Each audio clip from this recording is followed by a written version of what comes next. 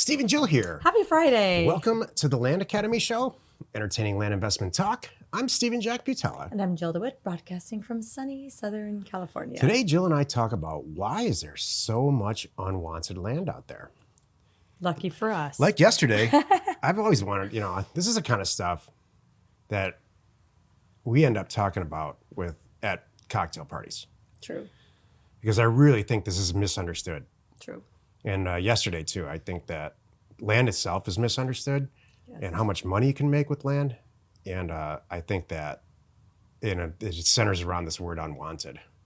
It's shocking, staggering how much unwanted property there is out there. I want it all. It is not unwanted here. There's something like 80 million vacant properties in this country right now.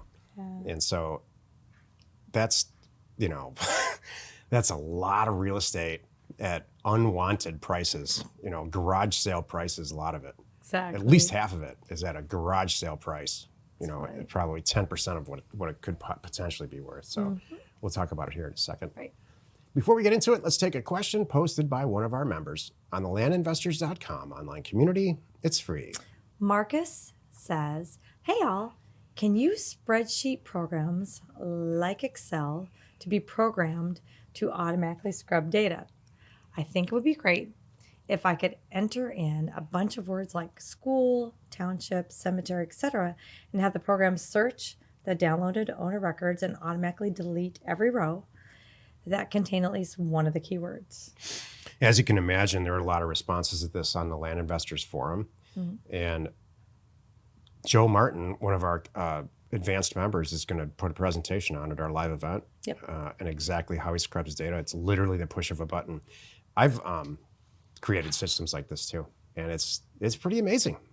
The reason that we don't teach it and don't spread it around, I actually don't even personally use one. I really want to still manually go through there and look at it. And the reason is because I think you need to learn how to do it. I think if there's an easy button to all this, True. That's not good. True. I think you're going to miss so much. Scrubbing data manually is how you learn. Yeah. It's truly that's the talent in this. It's not, there's a lot of things that go on, a lot of moving parts to this business, but it starts with choosing a good county or choosing a good zip code, getting that data in a format that you can use it and create a mail merge, and then getting the stuff out of there that doesn't make sense. Otherwise, you're sending tons and tons of mail out that's inefficient. So this is a great, intelligent question. And yes, there's an answer. And yes, we'll be talking about it in great detail in October. Right. There are some things that, like you were just saying, there's some things that you can do to speed up the process for you that, like Joe is going to talk about the event. But the other thing is, you just got to get good at it too. If you're trying to do a workaround, I don't want you to do workarounds. You know what I'd rather you be doing right now? Spending time to not use a mouse in Excel. You think I'm That's kidding? Right, Joe. I'm not Jeez. kidding. You should really be that good and that speedy and just be able to work that quickly, and that would be a better use of your time. I think. So. I've been helping some people in our office there's this incredibly very new interest in all of our staff because they see how much money people are making. Our membership group. All of a sudden. Now they all want to do mailers. It's great.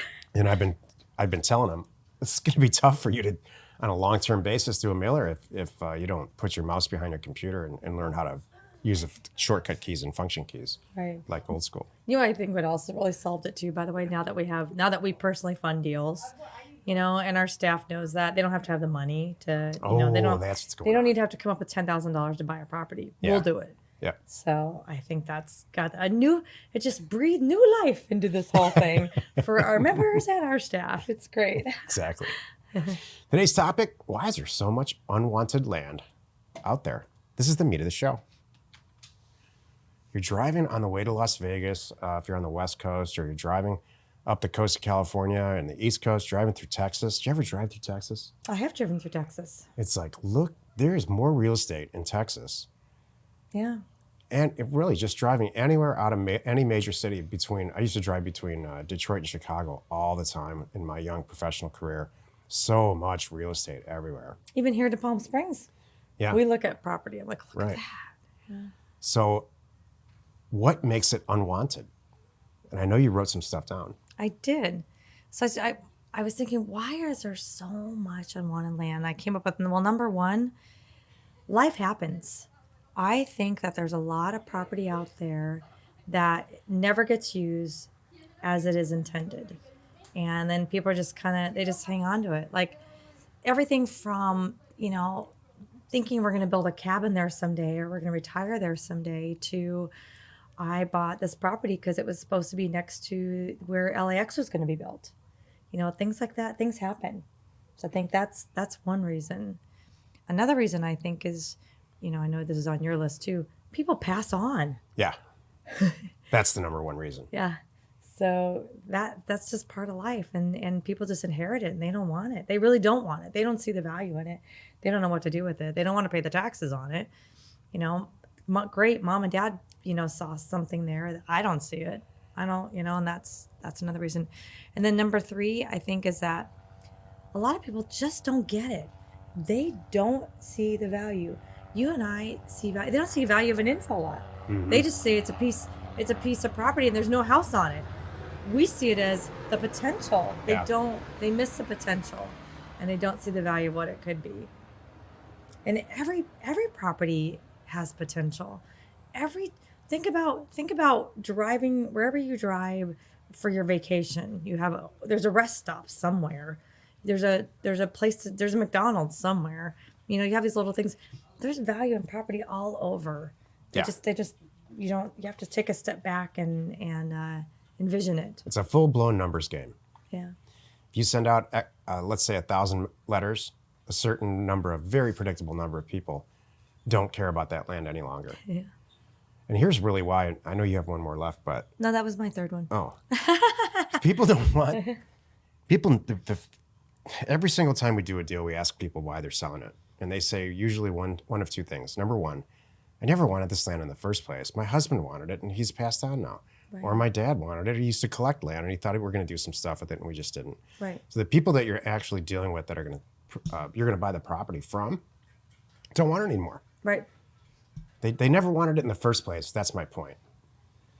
The second version is, my life's just changed. Like Jill said, stuff changed. We were going to build a cabin on this property a long time ago. Mm-hmm. And the kids got older and some stuff changed and I got a different job in a different part, whatever. Mm-hmm. So it's just, now they don't want it. Yep. So in a smaller sense, there's property that, there's a lot of people that take on projects that don't finish them for whatever reason. Like renovating a car or whatever. There's a lot of unrenovated houses I'm seeing lately that are just half done and for sale. So there's a lot of garage sales out there too, and it's exactly the same thing. There's just a lot of unwanted stuff. Stuff changes. You have 6 or 7 brooms and you're going to sell a few of them. Mm-hmm. Who knows why it happens, but it does. So, hey, it's great for us. Right. And I think that you nailed it, and I didn't think about this until you said it. They just don't understand. Right. Or I think that a lot of people, we buy a lot of people from property, we buy a lot of property from people who have taken it down the regular path of listing it with a real estate agent. Right. And the real estate agent doesn't care. Because if you talk to a regular real estate agent, including my sister, they'll just say, what is it with you in the land? They don't see the value too. Yeah. They don't get it. They just don't see it. They don't. They don't want to list it. They're not into it. It's not a feather in their cap like a big, huge house is on the top at the end of the street. For some reason, it's just not, they're not interested in it. So it's just more for us. It's funny. I'm curious, and you know this community better than I do. The only ones I think that in that group that get it are the commercial property ones. Now they're into it. Mm-hmm. They're excited, probably because they have a list of buyers in their back pocket. They know that there's going to be a Dairy Queen coming in or whatever it is, or that's, they know it's gas station perfect property. That's really industrial, not commercial. Yeah. But anyway, those kind of brokers, they get it. They get excited, but they're the only ones. And I wonder how big is that community? Because I'm not tiny. sure. That's what I thought. Tiny. All right. There's a lot of people in Arizona that I've met, not a lot, a handful of people who love to go buy a piece of property, take it through the entitlement process and literally subdivide it, right? Put roads in, put utilities in, and shake their hands of it and sell it to the vertical developers who build the houses. There's huge money in that. So they're actually improving the property. Right. Jill and I don't have the patience for that. Correct. We sell the raw land to the guy who does that. Right. We sound like we have ADD so bad, which is it's so funny because we do. Our goal is to own land for like hours. That's my perfect thing. I want to be recorded at 3:00, and I've already got it sold at 4:00. Yeah, you're so the right girl. Because I was holding on, sharing the address with my buyer's list until it was done, and I owned it, and I fully had the control of the property because I wasn't going to share it with them yet. That's how fast. So we sound like we're like there's something wrong with us. That's exactly what I think. You know what? Isn't that funny? And that's how we are. And people go, what? And then when they hear us say things like too, like we're not trying to maximize the profit here. We're just trying to get a good price for it. Really, goal is double our money and get out. Yep. And people are like, but you could have made so much more if you hung on it for 90 days. I'm like, no, don't care. I moved on. I've never had to explain this in so much detail as I do. This exact topic.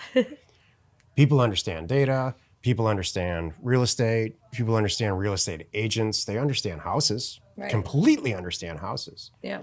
They can't wrap their head around. I don't know why this is. Maybe you can help me here. They can't wrap their head around why someone would sell a piece of land Right. for half of what it's worth. Exactly. And I've been explaining it for 25 years. And I still have yet to have somebody say, I think the people who understand this are Land Academy members. Right. Because I've never had to explain it in a live event or anything. True. They're long past this. Oh, yeah. But to try to explain it to a residential real estate agent, they just have a myriad of responses like, why would someone sell a perfectly good piece of property for half of what you're going to sell it for that day? Right. And why are you taking advantage of them if you know it's worth twice that much? That's my favorite. In reality, it's like, go ahead. No, go ahead. It's like, you know what? I'm going to go to a garage sale and I'm going to pull up, and instead of me paying the $10 sticker price for that bike, because the guy just wants to get rid of it, I'm going to actually sit there and go, you know what, sir? You need to know that I can tell you bought that bike new and it was $200, and I can tell it needs this, this, and this. So I know you're ready to unload it for $10, but how's five? I'm going to give you $150 because I don't want to take advantage of you. I know this is a yard sale, but I know that that's really what it's worth. So I'm sorry, sir. Here's $150. Like, okay. So total and then point. the guy's going to look at me like, why are you doing that? Total It's the point same taken. thing. So the total point taken, and every single person who just listened to you or watched you say that gets it. Thank you. What is it about land? Why can't they? They can't translate a garage sale Same to unwanted thing. land. Do you know? I don't get it. It's just a mystery to me. It's the craziest thing. Because the second I started this, Yeah. it made complete sense to me. Yeah, totally. I mean, solving it's, a in problem. fact, I'm it's paying like cash. it's actually They like me. It's times 10 because I'm wouldn't you like to get if you had an 80-acre piece of property in Arizona that if you've owned it for 20 years or 10 years, and somebody sends you a letter that says, "I'd love to give you $6,000 for this." right.